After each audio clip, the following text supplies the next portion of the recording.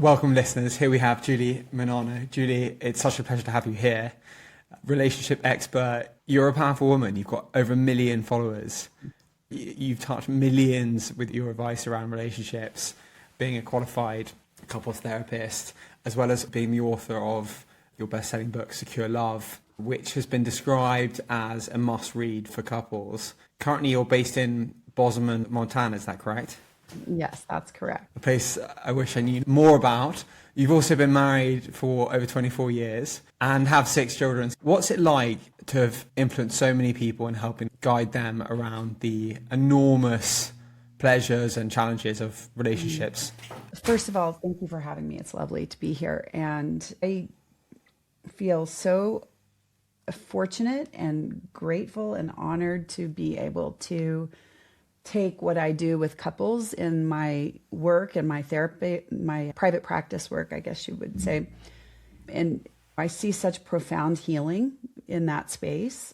And to be able to take that to a broader scale and to give people outside of what I can just do in my small little setting of private practice, I don't think anything could feel better. So it's been just an amazing journey, and all I want to do is just keep giving back as much as I can and keep teaching people. I think the simplest thing to say would be how to love and be loved. Moving words. It's, of course, a huge privilege for you to have your passion and clearly your kind of life mission to help as many people as you can with this. Where do you feel you're at on that journey? I think I'm just getting started. I have a lot to say. I just started my 2nd book, and I think that the longer I do this, the more I know and the more depth I can help people go to as far as their healing journey and expanding the potential in their relationships. And I continue to put working with real couples at the top of my priority list, and not just that, but just the interactional quality I have with my own relationships and my personal life, and even my own relationship with myself. And every day I just learn more and grow more wise and articulate. And it feels to me like I'm just starting to say what I have to say. Wow. Julie, in essence, you became viral over COVID with your wonderful pictures on Instagram that clearly so many people resonate and have taken so much value from. It's hard to imagine that you're still able to learn, given that you clearly know so much. Can you give us a flavor of the things you're learning at the moment? The 2 main things I do is I help people make sense of their problem, right, in their relationship. And it's almost always going to circle back to the problem is that people are having difficulty communicating vulnerably with each other. And what happens is when we're talking about something really hard and we don't know how to talk about that vulnerably and first just establish some emotional safety and some emotional connection before we try to actually go into the kind of problem solving part of it, people's protections go up and nobody's feeling really seen and heard. And not only do they not end up resolving the actual issue, but they end up getting in these negative cycles and fights with each other. So the heart of my work is, hey, let me just really show you what's actually happening, what's actually causing your relationship to struggle, which is almost the same thing with every couple that I treat. And then I say, okay, and so now here's what you need to do to get out of that. Here's the kinds of conversations that you need to be having, often with very specific words, to get vulnerable and lead with vulnerability and really find a place of a strong emotional connection and safety before you try to tackle these hard topics like money or sex or parenting or in-laws or the future we have together. But I'm really taking that to the next level right now, which is, okay, great. Like you can see it, you can make sense of it, and I'm giving you the skills to do something new. But a lot of people find that when they need those skills the most, when their nervous systems are dysregulated, they can't use them. And so now I'm going to dive more into what's the block here. You have all the information. You know what you're supposed to be doing. Now what's getting in your way of actually doing it? We all know we get dysregulated, but what does that actually mean? And what we're going to find there is three core problems. One is fear, one is shame, and one is unresolved grief. And so now I'm moving into, let's go through all of that. Let's figure out how all of that is getting in your way and what we need to do differently to clear through that so you can put these new skills into practice.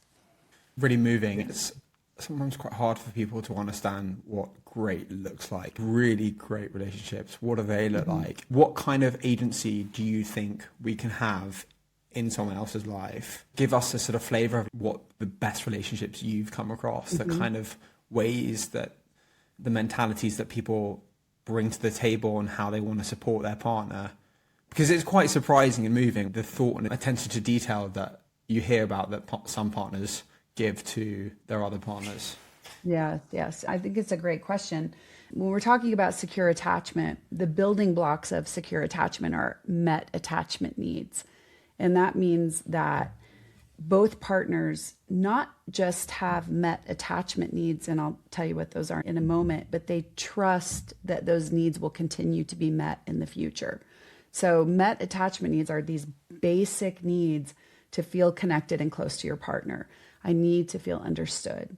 I need to feel like you want to understand me. I need to feel emotionally validated. Even when you disagree with, what we're talking, the solution to the problem, we don't see eye to eye. I need to know that you can at least step in and validate my fear or validate whatever my feelings are around this topic. I need to know that you value me, that I'm a priority for you. I need to know that you're not going to abandon me or betray me. I need to know that you can see me, that you're willing to see who I really am and appreciate me for what I'm bringing to the table, that you're not just going to define me by my failures or mistakes. So when two people are interacting, in just a moment, they have to be sending those messages underneath the surface details of the conversation. The messages need to be being sent. I see you. I understand you. I can see your emotions. I'm here for you. I appreciate you. And if that's not happening, then it's going to cause painful feelings and they won't be able to keep talking about the topic. If they're now struggling and under there going, okay, I'm hurting because I don't feel validated. Okay, I'm feeling alone because I'm not really feeling understood by you. So I've got to figure out how I go in and help those couples moment to moment meet each other's attachment needs in their communication. But it doesn't end there because that's not enough. Not only do they need to know their attachment needs are met in a moment, like I said, they also have to trust that tomorrow my attachment needs are going to be met. Or a year from now, my attachment needs are going to be met. So I've got to get couples learning how to do this with each other in real time. But I also have to help them create the environment where they're continuing to do it day after day. So beautifully put, and that sense of trust in the future. What's so remarkable about the world is when people know us, maybe it's a romantic partner or a friend, it's remarkable what you can learn about yourself through other people. Mm-hmm. Yep. There's amazing content that you've got around all sorts of things like conflict and how to meet one's needs and how to bridge all sorts of gaps. But you really describe how so many roots of and challenges of great relationships come from needs not being met. So they can create anger or resentment or bitterness or et cetera, et cetera. Let's say someone doesn't have a need that's met. Could you just give us like a sort of flavor on the right way for people to approach that conflict, that learning curve? Sure. So if a partner says to me, I'm really feeling invalidated in the relationship, okay, that's vague. So what I'm going to do is I'm going to say, when was the last time this happened? When was the last time that you felt invalidated? That helps couples narrow these unmet needs down to a moment where they actually happened, right? And so they say, I said we need to talk about money, and my partner just said, oh, I just want to bring up problems. I'm not happy unless I'm just talking about problems. So then what happens is I'm getting the message that my feelings don't matter here, that I'm just randomly wanting to fight when I'm actually carrying some anxiety around money, and I want to soothe that anxiety by helping us come together and make a plan. And so when they feel unvalidated, their nervous system starts to have a reaction because that's not safe. We can't feel safe and close if we're not feeling seen and validated by our partner. So what is the emotional word that we give to that feeling of unsafety? Well, scared. Scared of what? Scared that you're not hearing me. Scared that you're not here for me. Scared that we're not going to get through this problem together. Scared that we won't feel like a team. Scared that maybe we won't get through our problems together in the future. It can get really big. And so then on top of that, what happens if that's true? If that's true and we don't get through this and I'm actually alone, that's awful. That's a sad place. Then I'm going to have to feel like we're disconnected and we're not a team, and that's lonely and that's sad. And then on top of that, I might just continue to feel scared about money, and that's sad and that's not good. And so what happens is my body then goes into this protective state where I want to bring attention to the problem and get you to hear me. And so then I get louder and I try to bring attention to the problem, but then I'll use the anger. And now you feel like attacked or whatever, and you go into your feelings spiral. And now we're in this negative cycle. So that's the moment, right? It happens so fast. What took me, 90 seconds to just explain happens in 1/30th of a second between partners. So to circle back to your question, how do we get that need met? I've just got to, first of all, let's restructure that whole conversation. Let's do it in a different way, which is I need for you, instead of just immediately going into anger and saying, look, see, you never listen to me when all this stuff comes up inside of you. I need you to learn to say, listen, I know this is a hard topic for you. And in the past, when we've talked about money, it hasn't gone to the best place. So it makes sense to me that you might want to avoid this. But at the same time, I'm carrying a lot of anxiety around this. Sometimes I stay up at night worrying about money. And if we don't talk about it and figure out a way to reach each other, then I'm going to feel alone. So can you help me out here? But if I get that person to deliver that with vulnerability and make an invitation instead of an accusation, I have to have the other partner learning how to hold that. And they've got to know all about their stuff and their triggers and what might come up in them that would block that. And so they've learned to, through kind of the same process, they have to learn to say, okay, I'm right here. I hear you. Something big's coming up for you. Yes, it's true. I have an urge inside of me to want to shut this conversation down because it's led to a fight in the past, but I'm willing to stay in here with you on that. Let's see what we can do. Let's see how we can work together here to feel safe in this conversation. Super interesting. Sometimes in a relationship, there's a big upset, let's say, and you almost need to go to the talking table. But then other times there's like really small things that can be quite frustrating. And I imagine that the same way of addressing that is applicable. Maybe it's having a comment ignored, for example, or your partner asks, what do you think of this dress, or do you like my shirt? And there's not really a sense of care from the other partner. You might be left thinking, oh, do they not care? When actually they're working out, did they make a booking or not? That's a great example. It can be hard to know when is someone overgearing on the communication. Where I want to swing to, so often in life, we can be in the same situation with someone and have a very clear sense of what we think the other person is viewing the situation as, which is very different to how we feel what's happening. And one person, for example, might want to be showing love and be thinking really positive about someone in a particular moment, but the other person might be very triggered in that situation, be filled with fear, and it's just a complete miscommunication over two people dealing with their own worlds, anxieties.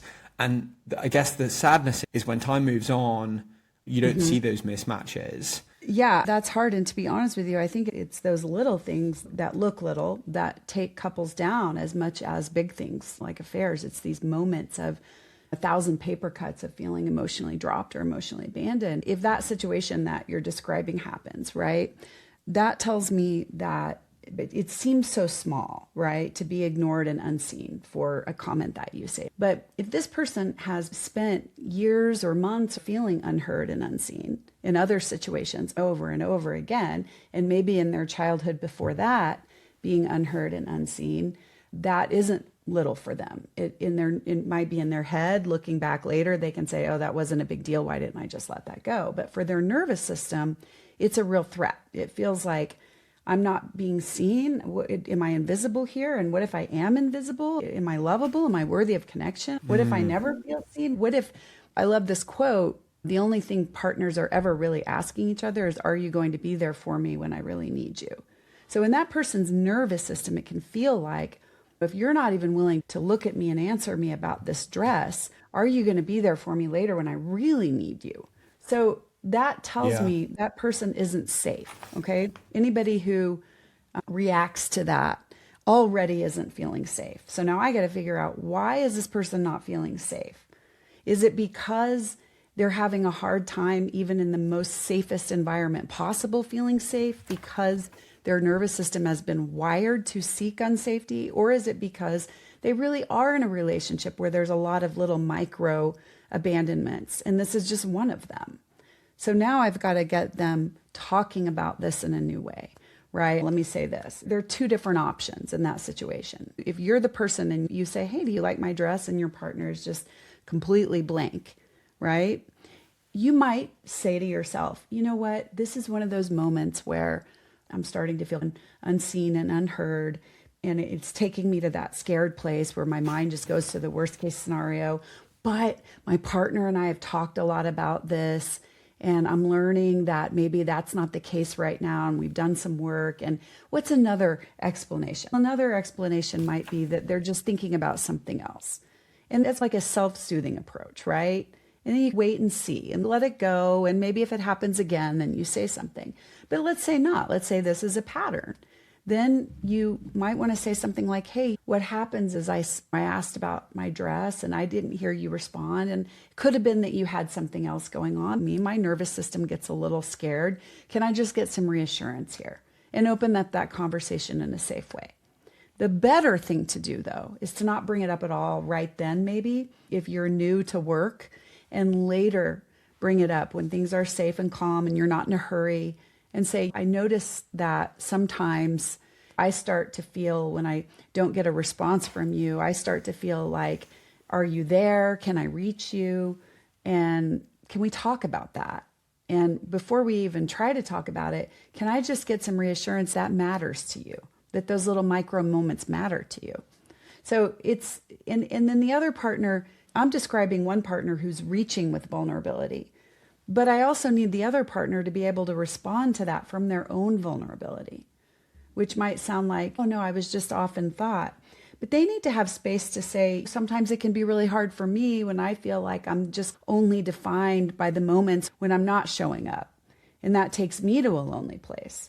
Now, you're probably wondering what happens when they're going back and forth with all of this. And it starts to get into this, but I feel this, and then I feel that, but I feel this, and I feel that. And then we have this whole, like, what can sound like a lot of over communication. This is when partners really need to have structure around the way they reach to each other, meaning that if I come to you because of this moment or this pattern of moments when I feel dropped, when I say these little things, you don't get lost in your stuff. You're able to lean into me, hear me, soothe me. How can I help you with this in the future? And then later, we can maybe talk about your stuff when my stuff has been held. Or if your partner brings something to you, you lean into that and go, okay, help me, tell me more. Okay, so when you say something in those moments where I'm just drifting off, that leaves you feeling really scared. I get that. That makes sense. And then later, I might want to bring something up of mine. But we're not trying to do it all at once. So you can see there's just a lot of, what I'm trying to do isn't necessarily just trying to fix that moment where the partner says, why aren't you listening? I'm trying to fix the whole environment. Why is this person not feeling safe at all right here and there? And sometimes it's not the relationship. Sometimes it's their past where they've felt so ignored and unseen for so many years in their life that their nervous system has been trained to see that threat even when it might not be there. And in that case, that person has some self-work to do. Wow, it's quite remarkable to be being someone who's got such an expertise in this and able to draw upon so many different situations and realities. And the reality here, right, is it's complicated, but drawing into even the timing challenge. Like, it's not always the best time if someone's stressed, for example, to bring these things up. The concept of always mentioning things that are annoying in a relationship, always being mentioned, it doesn't necessarily make sense, right? And playing the smart approach, like the self-soothing, and there's just loads of different elements at play that ultimately make sense.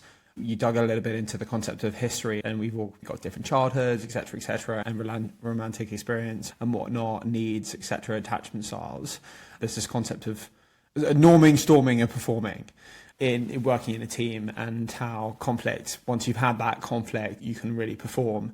How can one in a relationship best navigate around trying to, in the early stages, learn around what someone's unique needs are, or rationalities or fears? And I think a difficult one to probably crack is, for example, like parents and how their parents are versus your own parents and that kind of environment. And because what is normal to us can be so different to other people. Do you have comments around around that? Are you saying how do we learn to like accommodate each other's kind of unique sensitivities and unique needs based on the stuff that we're bringing to the table? Yeah, based on the fact that when you enter a relationship, you don't have information on their history, their family, and there's a way to naturally work these things out that doesn't feel too overwhelming for people. And I think for many listeners, it would be really great to just get your advice on that. Yeah, the reality is that we all have the same basic needs, right? We all have the same basic relationship needs to feel safe and close. We all need to feel understood. We all need to feel emotionally validated, whether we know it or not, whether we have words for that or not. We all need to feel appreciative for our efforts. We all need to feel safe from abandonment and rejection. We all need to feel heard. We all need to feel seen. Basically, that's it, right? It's that before couples can ever go beyond into any other realm of talking about things or working through a problem or whatever it is, they have to be able to do that. They have to be able to start the conversation off and start the foundation of the relationship is those met attachment needs. That creates the security. When partners have that, then everything else will fall into place. That's when they can get to a point where, hey, the topic of money is hard. The topic of politics is hard. But hard topics don't have to become fights. They become fights when we're not doing it with emotional safety and connection. And so we need to understand if those attachment needs aren't met, what's getting in the way. And that's when we want to look like what's getting in the way is maybe you grew up in a home where nobody cared about your feelings. So the only way you learned to do feelings was just not talk about them at all. Just stuff them away, just go into your head, just tell yourself you shouldn't feel the way you do. And so now that's how you try to help your partner, is you try to just get their feelings to go away, or just tell them you should see it in a new way, or go up into the details and not do feelings at all. So the first thing that we're doing, no matter what, is we're just learning how to find emotional safety and connection and working backwards from there into what's blocking us from being able to do that. It seems like there's no greater journey, more rewarding in life than a great partnership. But clearly what's pivotal to that is having a good relationship with yourself. How can one rain check to work out what their relationship is like with themselves? Work out the areas that need to be changed and maybe how one can change those things. Yeah, so I think that the first thing we have to get good at is catching our discomfort and catching our trigger, and then being able to, maybe not every single little thing that comes along, but enough of the time to explore that. Because what happens is if we get uncomfortable, we get some sort of trigger and we don't do anything with it, then it's probably just going to come out later, or it's that those feelings are going to stay in your body and it's going to show up somehow, right? Let me just give you an example. Let's say that last question I answered, like I feel like, oh, I didn't really fully answer that question. I didn't do that question justice, right? And so I get off of this call and I'm just feeling, oh, I can't believe it. I wish I would have said that a different way. And then I just go into my day without really tending to that. But it just creates this little niggle of anxiety in my body that then just other things come along. By the end of the day, it takes you down a notch. Exactly. Yeah. So let's say instead I step back after and I go, okay, what's going on? And I look at that question and I think, what's so bad about not answering that question right? Right? What's so bad about it is, I don't know, like I'll look like a fool, or people won't understand what I'm saying and they won't get helped by it. Or, okay, what happens if, let's just say it's about me, right? And what happens if you look like a fool? I won't get respected. What happens if I don't get respected? I'll feel bad. I'll feel yucky. I'll feel that's a sad, bad place to go. That's a lonely place to go. I might get rejected. Have you ever felt like that before? Yeah, I felt like that before in life. It's a bad place. It doesn't feel good to feel rejected. It's lonely there. And then as you start talking to yourself about these fears and the shame place, you start to feel softening. You start to feel the sadness around that. And then you just sit there in that sadness, and all of a sudden everything just sort of starts to clear up, because we can handle that. You can handle the sadness there. It's not the end of the world. It's just feeling a little bit of grief. It's just, you know what? I have felt this before in my life. Yeah, it's a bad place to go. Your nervous system needs to do that. Otherwise, it just stays stuck in this kind of like lingering anxiety place. And then your partner comes home later and they say something. And then the next thing you're overreacting, but you're not really overreacting. You're just reacting to all this stuff that's been building up in your nervous system your whole life. So we've got to learn how to just step back, soothe those places. Maybe I call my husband and say, I just did this podcast and you know me, I answered a question wrong. And I start getting those rejection fears, and he's just there for me and he supports me. And now I'm not alone with it. And not being alone with it helps offset the fear of being alone to begin with. So it just starts to work. That's so applicable to so much, right? Like it can be so many challenges, and that we are in one sense alone with, right? And we're dealt with a new challenge, and then labeling it, sitting with it, acknowledging it, realizing, whoa, of course I feel like this because of that, and then probably context setting, right? And like drawing back into reality. Getting to the heart of it, I think. Yeah. And then some people too, just to put this out there, some people with that, they might do something else. They might go, I've just got to work harder. I've just got to work harder to learn more and to be more organized. And then they go into that. There's so many different, some people might say, now I just need to go have a drink to get rid of this anxiety. There's all sorts of ways that people cope with those little feelings that can not really. I don't want to go down. I want to look up. I want to keep, how do I get higher on the wave type vibe? Exactly. Yeah, really interesting. So actually what you're saying is, no, stop trying to avoid the uncomfortable feeling. Yeah. Go sit with it. Sit with it. And that's understand what's happening. Yeah, that's what I do is I teach people vulnerability. In that situation, I just got vulnerable with myself. I really started to put my fears, my shame, my grief to words. And we can't really get vulnerable with other people unless we first know how to do that with ourselves. And so what happens is we get stuck. Basically, the only other alternative with feelings to getting vulnerable is to stay stuck in anger and anxiety indefinitely. Yeah. It seems like learning about how to have the best relationship, there's so many learnings that are around actually how to be with yourself, right? That aren't related to being with someone. It's actually being with yourself. It's so important. You can't, if you don't get to know yourself, there's nothing if you don't do the self work, you don't have anything to share. There's nothing to share. You know those little moments that lift your day? A smile, the sun coming out, or a piece of chocolate. Audrey's Chocolates have been handcrafting chocolate for over 70 years. Chocolate to die for. It comes in beautiful boxes that make for the perfect gift. Or bars of chocolate that feed daily joy. Discover your moment of joy by visiting audreyschocolates.co.uk and treat yourself to 10% off using the code TheCollective10. How do you think people can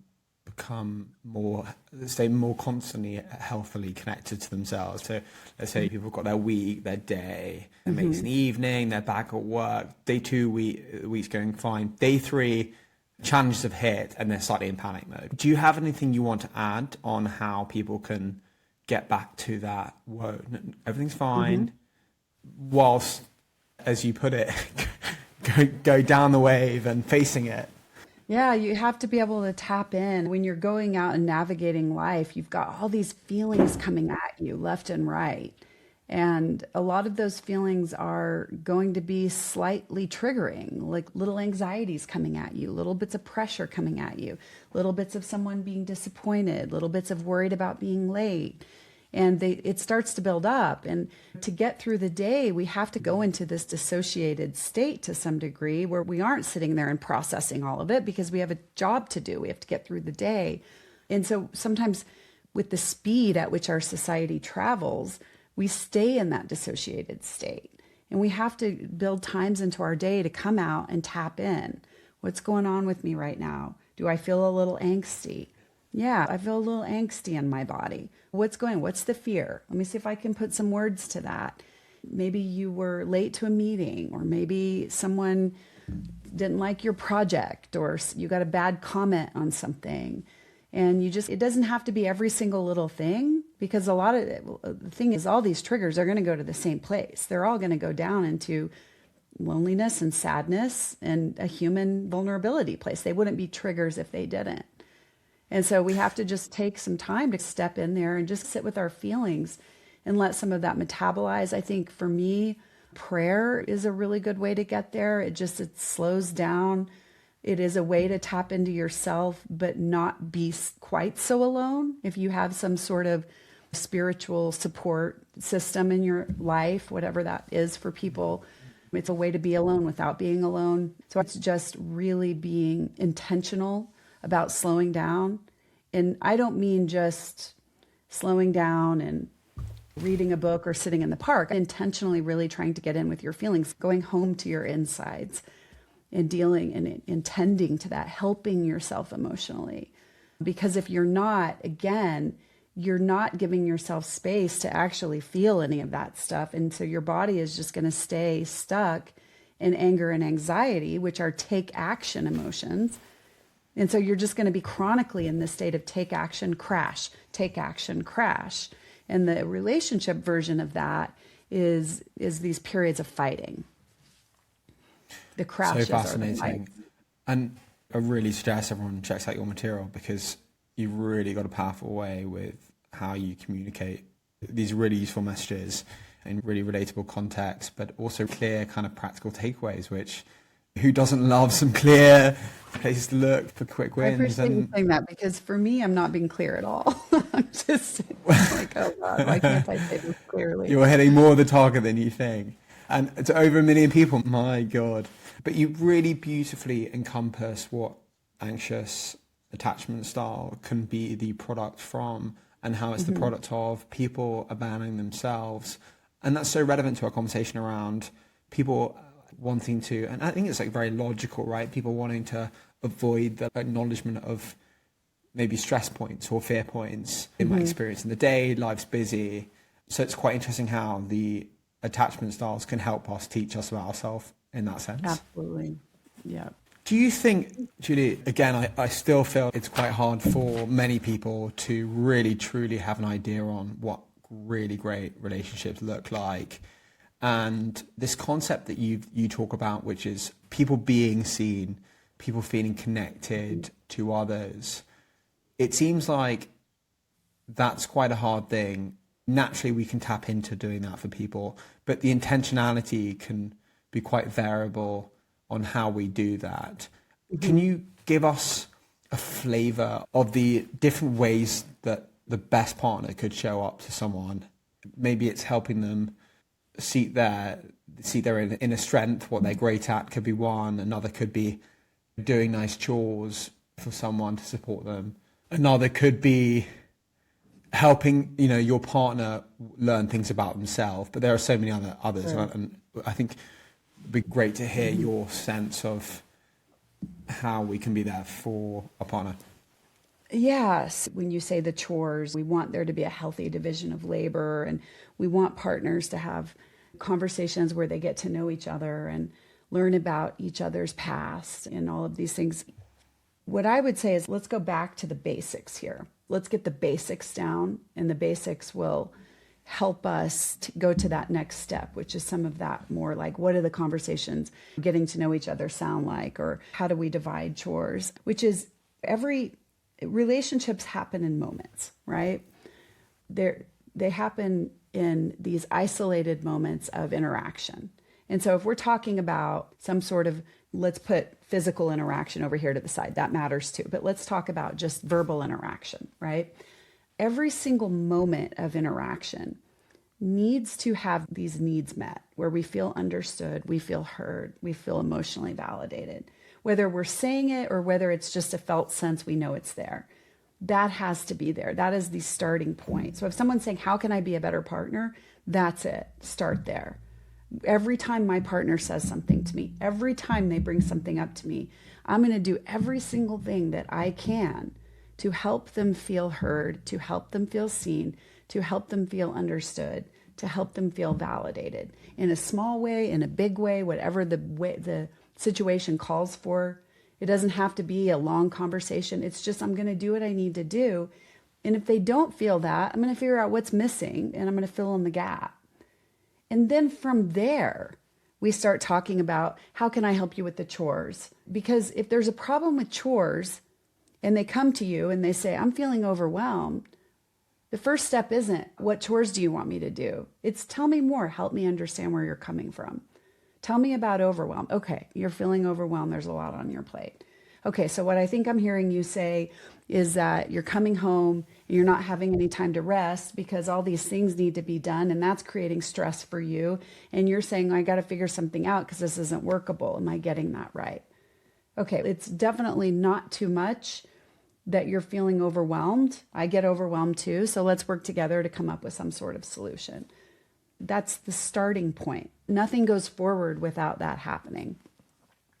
And if you are hearing your partner and you're validating them and you're talking about chores, what I have found over and over again is that when couples start that chore conversation from that place, it all just works out on its own because they want to help each other. A lot of times when we're fighting about chores to begin with, we're not really fighting about the chores. We're fighting about, do you care about me? Do you want to hear me? Do you care about my feelings? Does my anxiety matter to you? Do my needs matter to you? And so when we start answering those questions positively in the conversation, then we don't have to ask them through the coded language of who's going to do the vacuuming, the hoovering, as you would say, in Great Britain. Yeah, exactly. The Great Britain. Let's keep the great in there. That's really wonderfully put. I've learned that a lot with kids, that my kids would come to me with problems, and the first thing I want to do is start solving their problems or tell them not to have the problem. This is how you're seeing it all wrong, or don't worry about that, or I'm going to call the school. And I really realized that's not the way, that's not the starting point. The starting point is just leaning in and hearing them. What's going on? Help me understand. Of course you're upset about that. Of course that makes you nervous.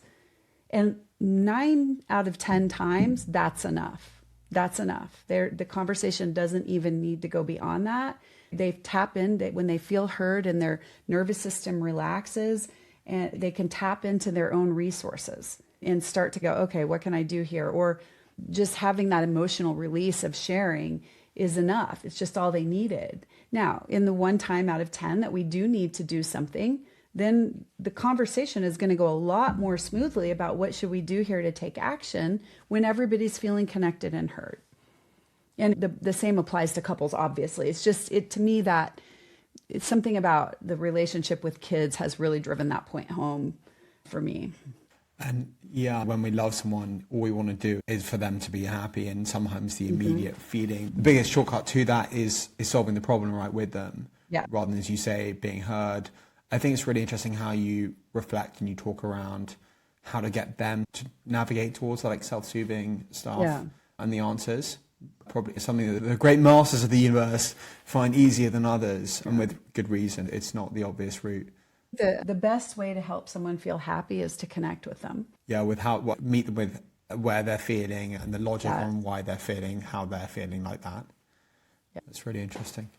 The comment you made, there's so many one-liners that you've got, just truly brilliant. I love that, how you just said earlier, relationships are a series of moments, tiny little moments, feelings, things that we say, and memory is very different for different people. So there's a lot going on. Because it's two people. So there's different happening to two people.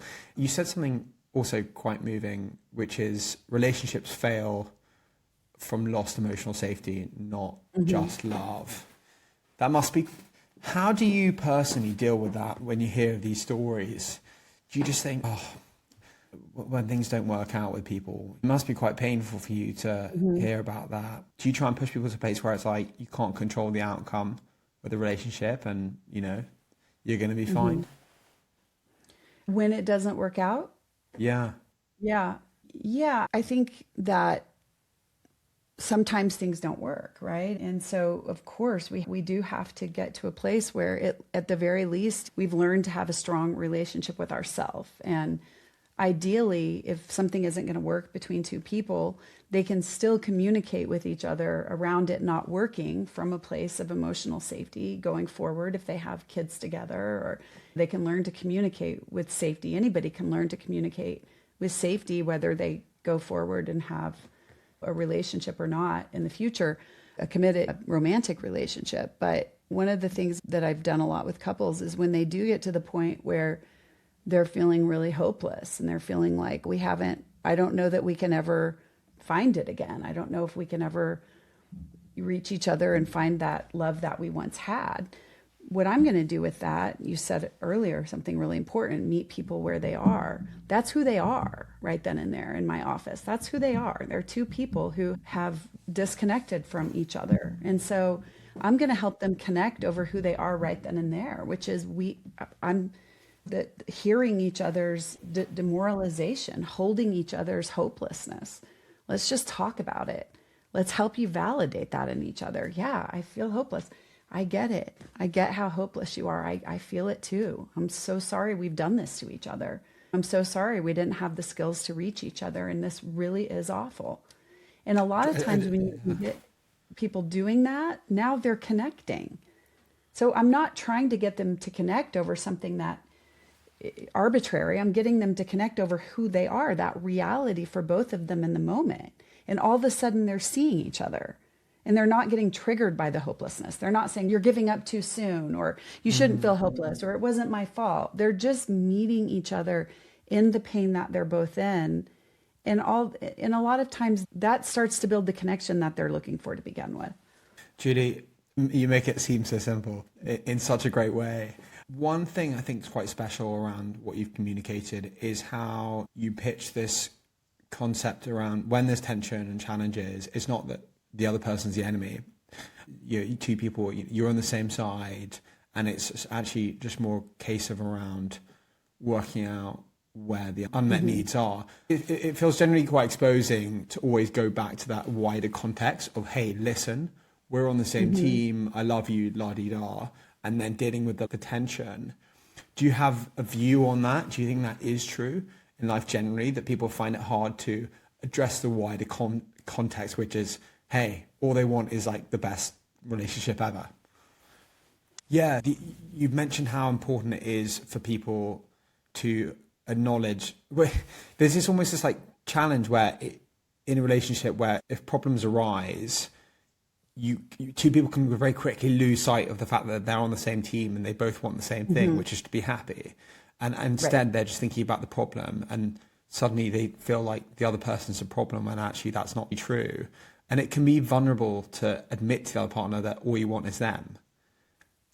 Yeah. What I have found over and over again is that partners are never really enemies of each other. These negative cycles that they get stuck in are the enemies because they're both scary. They're both scared, right? I'm scared of losing you. I'm scared of not getting it right for you. I'm scared of you seeing me as failing. I'm scared of you abandoning me. I'm scared of seeing myself as a failure and a loser.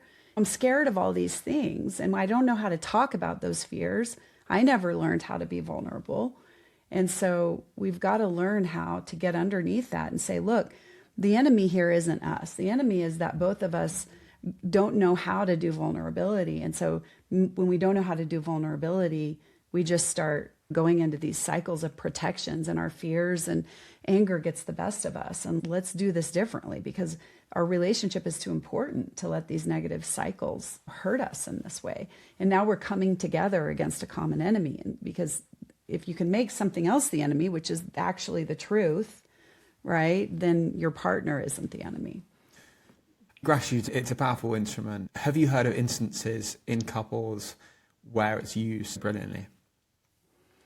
Yeah, I think that when they want to do some work with themselves, and they can, let's go back to your example of the partner who didn't look or who didn't respond when the first partner says, hey, do you like my dress? So maybe in that moment, that partner can step back and go, you know what, this is when the fear gets me.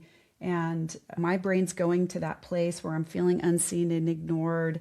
Let me put some more evidence out there on the table. My partner actually, they planned this whole night. They made the reservation. They care about me. They want to be with me. And then all of a sudden, when you allow your head to go into that space, the gratitude is actually a place of connection now, because in gratitude, your needs are being met. And so now you're shifting your brain from being left alone and abandoned into connection. Wonderful. I'm cared for. They love me. They're doing all these nice things for me. And then your nervous system starts to experience met needs instead of unmet needs, because unmet needs are embedded into ingratitude. So I would say that gratitude is a place of met needs. Interesting. And contextually, we've talked quite a bit today around how connection can be the great medication against conflict, turning from good to great, all these like tiny nuance, like recognition. And social media can do that, right? If you watch a reel, it explains very nuanced feelings related to situations, people's. And I guess when partners, if they have great communication, they can share those and people can feel a remarkable connection.